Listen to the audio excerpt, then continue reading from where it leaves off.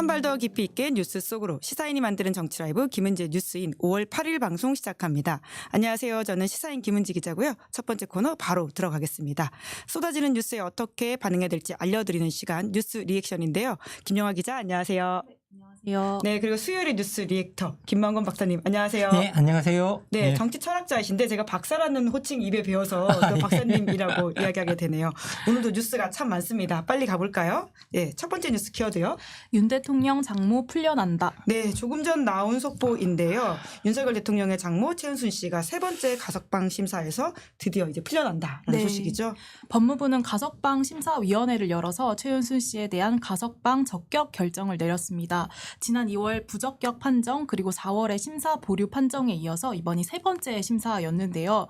최 씨는 2013년 경기 성남시 땅 매입 과정에서 총 349억 원이 저축은행에 예치된 것처럼 잔고 증명서를 위조한 혐의 등으로 징역 1년이 확정됐습니다. 그리고 지난해 7월 21일 2심 선고 당일날 법정 구속이 돼서 서울 동부구치소에 복역 중이었는데요. 가석방이 결정되면서 최 씨는 부처님 오신 날 전날인 14일에 출소하게 됩니다. 형기를 약 82% 채우고 2달 일찍 풀려나는 것인데요. 이 법무부는 보도자료를 내고 최 씨는 본인이 논란의 대상이 되어 국민이 우려하는 것을 원하지 않는다라는 의사를 유지했으나 이 외부 의원이 과반인 법무부 가석방 심사위가 나이, 형기, 교정 성적 등을 종합적으로 고려해서 만장일치로 적격 결정을 했다라고 밝혔습니다. 네, 저도 이 기사 기억이 나는데 2심 선고 이제 법정 구속됐다고 말씀 주셨잖아요. 그때 이제 최은순 씨가 선고 직후에 무슨 말인지 이해가 안 된다 이렇게 말하면서 정말 억울하다 죽어버리겠다 이렇게 소리를 치고 법정 경위들에게 들려나갔다라고 하는 보도가 있었었는데요. 그 가석방과 관련돼 있는 소식들에 대해서는 김만건 박사님 좀 예상하셨나요? 뭐 일단 4월에 심사 보류로 났을 때 이제 다음 달에는 나오겠구나라는 걸 모든 사람들이 다 예상할 수 있지 않았나라는 생각이 좀 들고요. 그리고 실제 여러분 뭐 가석방 심사 대상에 오르면 부적격 판정이 나면 그 다음 달에는 심사 대상에 오르지 못하지만 이게 보류 판정이 나면 자동적으로 그 다음 달에 심사 대상에 오른다라고 이제 알고 있습니다. 그래서 이제 뭐 어떻게 보면 선거를 고려한 판단이 아니었나라고 이제 어떻게 보면 충분히 의심할 수 있는 상황이고요. 근데 뭐 법무부 같은 경우에는 이게 누구에게나 상관없이 똑같이 법을 적용한 거다. 이렇게 말씀하실 수 있을 것 같아요. 하지만 이제 똑같이 적용되는 법도 어떤 시기에 어떤 방식으로 적용되는가 이게 따라 다른 결과를 낼 수 있다라는 건 우리가 말씀드릴 수 있고요. 그리고 무엇보다 권력자 가족의 비리도 뭐 다른 사람과 똑같이 처리한다라는 원칙이 있고 만약에 권력자 가족의 비리는 더욱 엄정히 처리한다라는 원칙이 있다면 어느 쪽이 더 과연 공정한 건가 여기에 대해서 우리가 한번 생각할 필요가 있다. 네, 그렇게 여겨집니다. 철학자의 따끔한 지적인데 또 조국 혁신당에서는 관련 논평이 나왔더라고요. 김영하 기자 좀 소개해 주겠어요? 네, 조국혁신당 김보엽 대변인 논평이 나왔는데요. 제목은 윤 대통령은 어버이날에 장모 최은순 씨의 가석방이 결정돼 좋은가? 공교롭게 오늘 5월 8일입니다. 맞습니다. 네. 그러면서 어버이날 선물로는 최고다라고 하면서 윤 대통령과 김 여사에게 축하 인사를 드린다. 내일 취임 2주년을 맞는 꽃피는 5월에 가석방 심사를 통과했으니 경사가 아니냐라고 이야기를 하면서 그 잔고 위조 증명 혐의로 실형을 살다가 가석방 되는 것이라고 이야기를 하기도 하고요. 또 이제 도이치 혐의가 네. 더 있다. 예, 그 이야기도 하고. 예. 네, 그리고 내일 아마 기자회견에서 이런 질문들이 나오지 않겠느냐라고 예. 하는 지적도 하고 예. 있는데요. 다른 당에서도 논평이 나오면 또 관련해서 소식을 좀 전해드리도록 하고요. 뿐만 아니라 오늘 또 다른 이제 보석 석방 소식도 있지 않습니까? 그렇습니다. 네. 한편 이재명 대표 측근으로 불리는 김용 전 민주연구원 부원장도 오늘 보석으로 석방됐습니다. 이재명 대표의 대선 경선 자금 명목으로 수억 원을 받아 1심에서 실형 선고를 받고 법정 구속된 상태였는데요. 지난해 11월에 징역 5년과 벌금 7천만 원을 선고받고 법정 구속된 지 160일 만입니다. 네, 두 번째 뉴스 키워드로 넘어가 볼까요? 네, 생존 해병의 편지. 네, 이 편지 참 네. 어떻게 전해야 될지 모르겠는데요. 그러니까 최상병 사건으로 생존했던 병사들이 윤석열 네. 대통령에게 보내는 편지라고 하죠. 네, 그렇습니다. 해병대 제1사단 고 최수근 해병의 전우라고 밝힌 2명의 예비역 해병은 어제 4쪽의 편지를 통해서 최상병 특검법을 수용해달라 그리고 거부권을 행사하지 말라고 촉구했습니다. 편지에서 이들은 살려달라던 전우에게 아무것도 해줄 수 없었던 미안함을 어떻게 설명해야 될지 모르겠다면서 이 원통한 위험함을 나라가 해결해 줄 것이라 믿었지만 무리한 작전을 지시했던 사단장과 여단장은 아무 일 없던 것처럼 자리를 지켰고 모든 책임은 부하들이 졌다라고 썼습니다. 이 대통령실은 최상병 특검법에 대해서 죽음을 이용한 나쁜 정치라는 입장을 내고 사실상 윤 대통령의 거부권 행사를 예고했는데요. 이들은 여기에 대해서 이런 저희마저 최상병의 죽음을 이용하고 있다고 생각하시지는 않을 것이라면서 이 사고가 발생하고 벌써 9개월이나 지났는데 이만큼 기다렸으면은 이제는 특검이 필요하다고 생각하는 것도 무리는 아니지 않겠느냐라고 되물었습니다. 내일 윤 대통령의 취임 2주년 기자회견이 예견된 가운데 최상병 특검에 대해 어떤 입장을 낼지 관심이 쏠리는데요. 민주당 박찬대 원내대표는 오늘 최고위원회 회의에서 진짜 보수라면 진짜 청년을 위한다면 적극적으로 나서서 진상을 밝히려고 해야 된다라고 말했고요.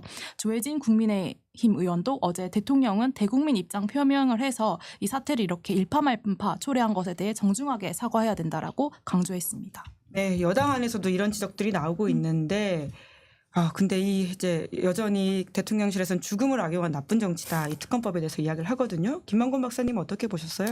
뭐 저 같은 경우에는 오히려 지금 현재 특검법에 반대하는 게 젊은 병사의 억울한 죽음을 외면하는 나쁜 정치가 아닌가. 예, 그렇게 한마디로 말할 수 있고요.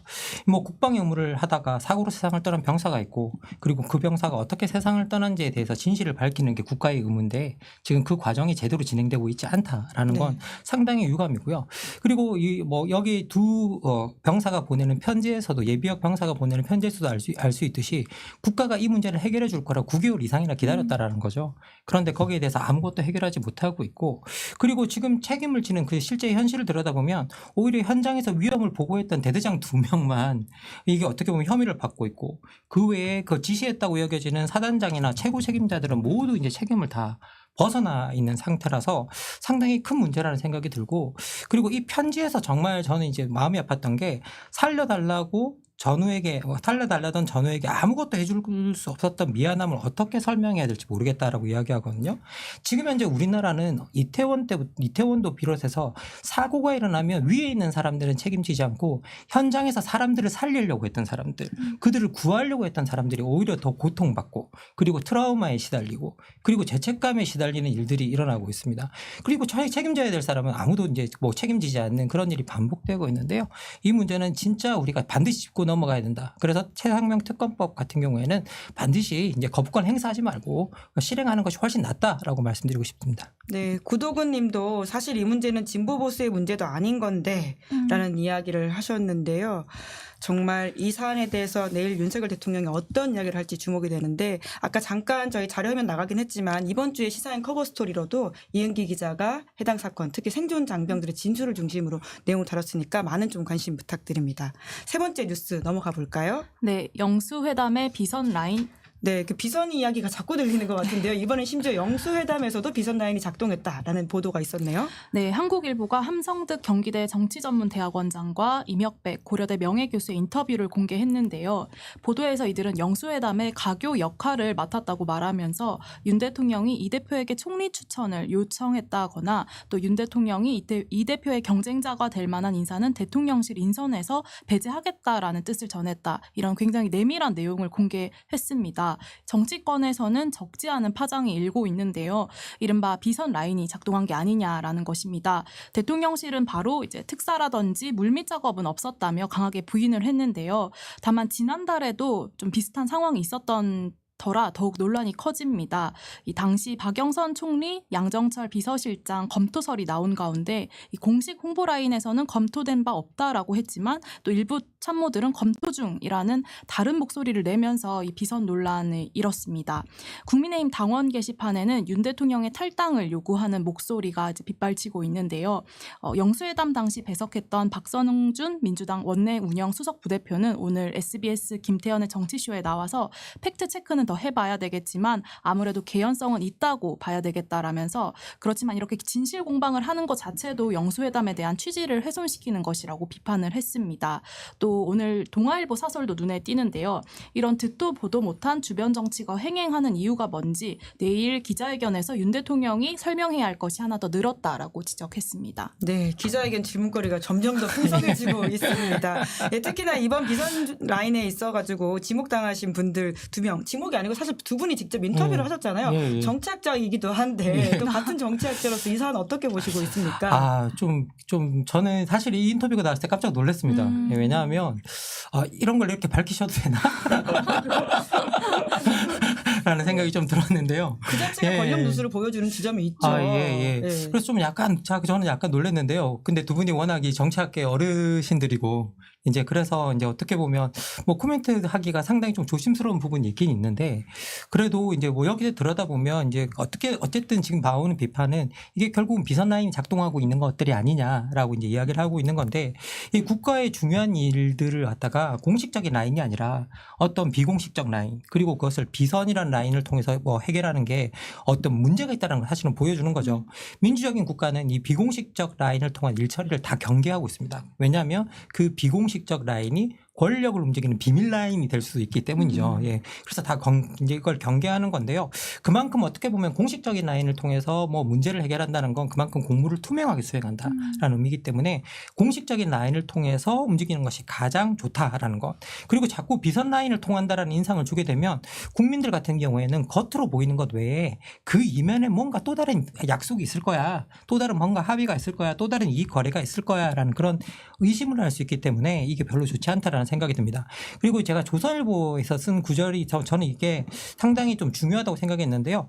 대통령실 내부 비선 라인에 대한 소문이 무성하다. 아니 자기들 안에서도 비선 라인의 소문이 무성하다는 건가요? 예. 그리고 지금 대통령의 메신저를 자처하는 인사들이 대통령 주변에 적지 않다. 그러면 그러면서 경고를 하고 있거든요. 그러면 이거는 주로 이제 이런 상황이 왜 만들어졌을까 대통령실도 생각해봐야 되고 대통령 자신도 생각해봐야 될 문제가 아닌가라는 생각이 듭니다. 예. 네, 민주주의 국가에서는 이런 일이 잘 없다라는 그리고 김만구 박사님의 말이 굉장히 인상적입니다. 예, 그리고 네. 또 이게 되게 중요한 게 뭐냐면요. 이게 총리 후보를 추천해달라는 식으로 이야기를 했고 그 총리 후보가 물 밑에서 오고 갔다라는 이야기인데 그리고 뭐 이렇게 야당 대표에게 거슬릴 만한 이 후보는 추천하지 않겠다라는 식의 이야기를 했다? 이거는 우리나라 국무총리가 헌법기관입니다. 그런데 헌법기관을 그런 식으로 임명한다? 이건 말이 안 되는 거죠. 예, 그래서 이 부분은 상당히 문제가 될 수 있다라는 생각이 듭니다. 예. 네, 그러니까 정말 내일 기자회견이 예. 불붙겠다라는 생각이 드는데요. 질문거리가 점점 더 늘고 있다라는 말씀드리면서 사실 네 번째 뉴스 키워드도 질문거리인 것 네, 같습니다. 그렇습니다. 이철규 대 배현진, 윤핵 간의 분화.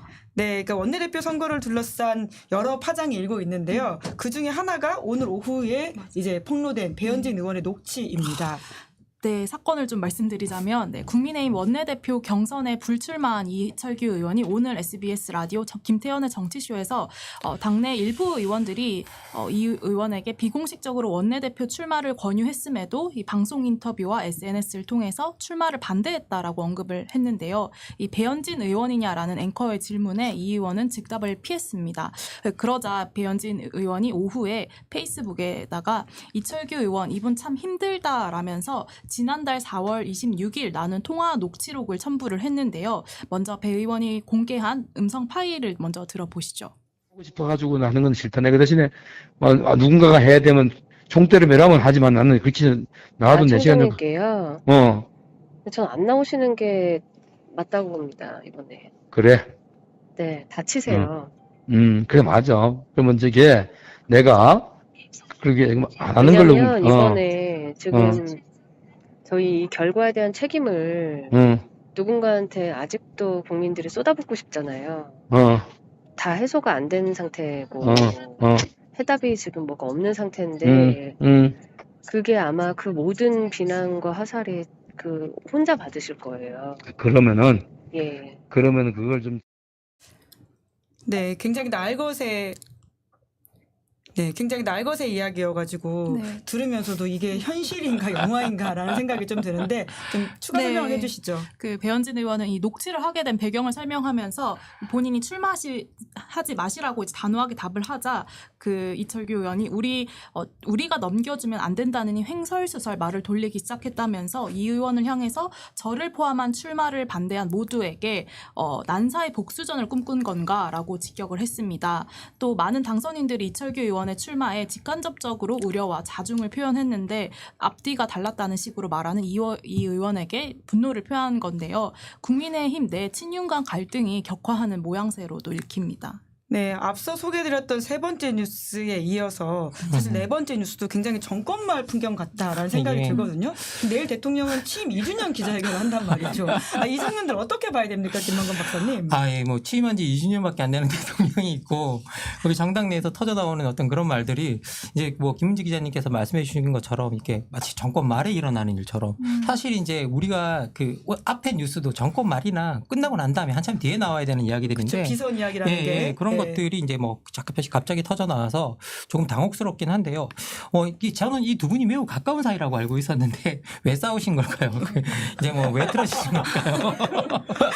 많은 국민도 그걸 좀 궁금해할 것 같습니다. 예. 아니 뭐 두 분이 이제 국민의힘 내에서 이제 그 친윤계 최대 모임인 이제 국민공감에서 같이 이제 총괄 간사 그리고 간사 이렇게 같이 활동하신 것도 제가 알고 있는데요. 어쨌든 이 두 사람이 갈리게 된 건 결국 선거 이후에 당내 권력 구도의 개편 때문이 아닌가라는 생각이 듭니다. 실제 이제 어떻게 보면 선거에서 대패하고 난 다음에 총선에서 대패하고 난 다음에 친윤계가 원내 대표가 되느냐 아니냐에 따라 친윤계 말고 찐윤계입니다. 그 안에서도 그라데이션이 있다는 그렇죠. 거죠. 예.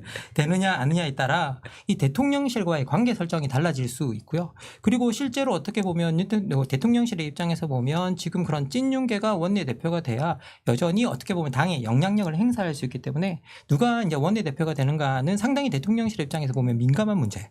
다 볼 수 있고요. 그런데 이게 친윤계가 아닌 입장에서 보면 그러니까 친윤계라 할지라도 특히 배현진 의원 같이 수도권에서 재선 의원이다. 되게 상징적인 거죠. 이건 어떻게 보면 수도권에서 근데 살아남기도 너무 어려웠는데 근데 재선 의원이다. 이런 입장에서 보면 이제 선거의 대패 원인을 바라보고 그게 수직적 당정 관계에 있다라고 볼 수 있기 때문에 이제 어떻게 보면 소위 친윤계가 원내대표가 되는 게 앞으로 자신의 장래에도 좋지 않다라고 이제 판단을 충분히 할 수 있는 부분이 있는 거죠. 사실 이렇게 배현진 의원 같이 수도권에서 당선된 분들 입장에서 보면 그리고 수도권에서 떨어진 분들도 마찬가지일 거거든요. 다음을 위해서 총선 대패라는 이 시점이 이제 친윤계와 결별하기에도 명분도 있고 실리도 있는 가장 좋은 시기가 아닌가라는 생각이 듭니다. 가짜 도생이 시작됐다 이꼴 레임덕이라는 생각도 드는데요. 다섯 번째 뉴스로 넘어가 보시죠. 네, 검찰 한동훈 딸 의혹 보도 수사. 네, 한겨레 신문 보도에 대해서 검찰이 수사하고 있다라는 거죠. 네, 그렇습니다. 2022년 5월 4일자 한겨레 보도였는데요. 이 한동훈 당시 법무부 장관 후보자의 딸이 기업으로부터 노트북 50여 대를 후원받아 복지관에 기부하는 과정에서 이른바 엄마 찬스를 활용했다는 의혹을 보도했습니다. 당시 한 전 위원장은 정상적인 봉사활동을 무리한 프레임 씌우기로 폄훼한 것이라고 반박을 하면서 이 보도 당일에 이를 보도한 기자 5명을 경찰에 고소를 했습니다. 지난 2월 26일 서울경찰청 반부패 공공범죄수사대는 이 사건을 혐의 없음으로 불송치 결정했습니다. 해당 보도가 충분한 근거를 바탕으로 인사청문회 이전 검증 차원에서 작성된 보도인 만큼 이 한 위원장을 비방할 목적이 있었다고 보기는 어렵다라는 이유였는데요. 또 표현의 자유 보장을 위해서 공적 인물의 경우 언론의 정당한 비판과 의혹 제기를 감내해야 된다라는 대법원 판결도 근거로 들었습니다. 그런데 지금 이 사건이 검찰 수사 단계에 와 있는 건데요. 이 원래 검경 수사권 조정 이후 경찰이 불송치 결정을 내린 사건은 검찰로 넘어가지 않습니다. 다만 고소인이 경찰에 이의 신청을 하거나 또 경찰이 검사의 재수사 요청을 이행하지 않아서 검사가 송치하는 경우 사건은 검찰로 넘어갈 수가 있는데요. 이를 두고 한 전 위원장이 이의 신청에 따라서 이 검찰 수사가 이뤄진 것으로 여러 언론들은 보고 있습니다. 네, 표현의 자유의 보장을 위해 공적 인물의 타당한 비판과 의혹 제기를 감내해야 된다. 이런 대법원 판결까지도 경찰이 예. 인용했다는 건데 한동훈 전 위원장이 아마 관련해서 문제 제기했을 것이다라는 이야기잖아요. 이 정치인과 언론은 항상 이런 긴장 관계가 있긴 하지만 이런 정치인의 태도에 대해서는 좀 정치학자로서 짚어주신다면요. 이게 고위공직자가 뭔가 임명이 되고 고위공직자가 되고자 한다고 한다면 이제 언론이 그 후보자가 그 공직에 적합한 사람일까를 검증하는 건 언론이 해야 될 일 중에 하나고 그건 받아들여야 하는 일이죠. 그리고 여기 이제 서울 경찰청 반부패 공공범죄 수사대도 사유 불송치 사유를 언급할 때 해당 보도가 충분한 근거가 있었다라고 이야기를 하고 있잖아요. 이제 그런 거 보면 근거 없는 보도를 했던 것도 사실은 아니었죠. 그런데 이런 것들을 이제 명예훼손으로 이제 고소를 한다. 이건 사실은 어떻게 보면 이게 상당히 큰 문제죠. 이 공직자 후보들이 과거에 했던 행적, 사석에서 했던 발언, 사생활까지 언론이 철저히 검증하는 건 이건 뭐 공직 후보자들에 대한 언론의 당연한 할 일들입니다. 그래서 이제 그런데 언론을 위축시키는 가장 쉬운 방법이 지속적으로 고소하고 고발하는 거. 이제 그런 것들을 통해서 사람을 지치게 만드는 것, 언론을 지치게 만드는 건데요. 근데 사실 이게 돌이켜보면 한동훈 위원장뿐만 아니라 대통령실마저 이제 지속적으로 언론을 기자들을 고발하거나 고소하는 일을 남발해서 비판이 좀 이어졌던 게 사실입니다. 그런데 지금 현재 당대 공직자들에 대한 사생활 검증까지 언론이 철저히 검증하는 건 일종의 세계적인 트렌드 중에 하나입니다. 그래서 공직에 나서는 사람들은 그런 것을 감당할 준비가 되어 있어야만 하고 그런 것들이 되어 있지 않다고 한다면 공직에 나서지 말아야 한다라는 생각입니다. 네. 김만권 박사님의 따끔한 말씀이신데 이 바르고 맞는 말을 계속해야 된다는 게 또 지치기도 하는데요. 그래도 계속해서 잘 부탁드리도록 하겠습니다. 예, 감사합니다. 네, 저희가 놀랍게도 딱 시간을 맞췄습니다. 예. 그러면 5월 8일 뉴스 리액션 여기까지 살펴보도록 하겠습니다. 두 분 수고 많으셨습니다. 예, 감사합니다. 감사합니다. 네, 잠시 후 김종대 정치 풀 악셀에서는 김종대 전 의원 그리고 차규근 당선자가 함께할 예정입니다. 잠깐 기다리시면서 구독, 좋아요, 알림 설정 부탁드리겠습니다. 고맙습니다.